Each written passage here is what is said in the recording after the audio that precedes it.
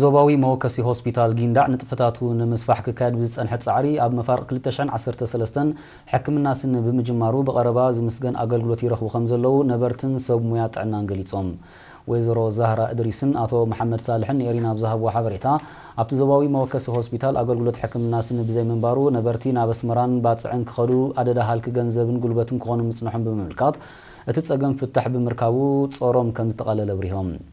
ኣብ ዞባዊ መወከሲ ሆስፒታል ጊንዳዕ ክኢላ ሕክምና ስኒ መንእሰይ ሙሉ ብርሃን ጸጋይ በወገኑ ክፍሊ ሕክምና ስኒ ኩሉ ዘድሊ ተማሊኡሉ ስሉጥ ኣገልግሎት ኣብ መሃብ ከም ዝርከብ ኣረዲዩ ኣብ ዞባዊ መወከሲ ሆስፒታል ጊንዳዕ ብዘይካቲ ሙሉእ ብሙሉእ ኣገልግሎት ክህብ ጀሚሩ ዘሎ ክፍሊ ሕክምና ስኒ ክፍሊ መጥባሕቲ ከም ሰፍሐ ክፍሊ ፊዚዮቴራፒ እውን ካብቶም ኣብ ቀረባ እዋን ተኸፊቶም ኣገልግሎት ዝህቡ ዘለዉ ምዃኑ ዘብርህድ ዶክተር ዳዊት እስጢፋኖስ መወከሲ ሆስፒታል ጊንዳዕ ንተገልገልቲ ንምዕጋብ ዝህቡ ኣገልግሎት ኣብ ምምዕባል ይነጥፍ ከም ዘሎ ሓቢሮም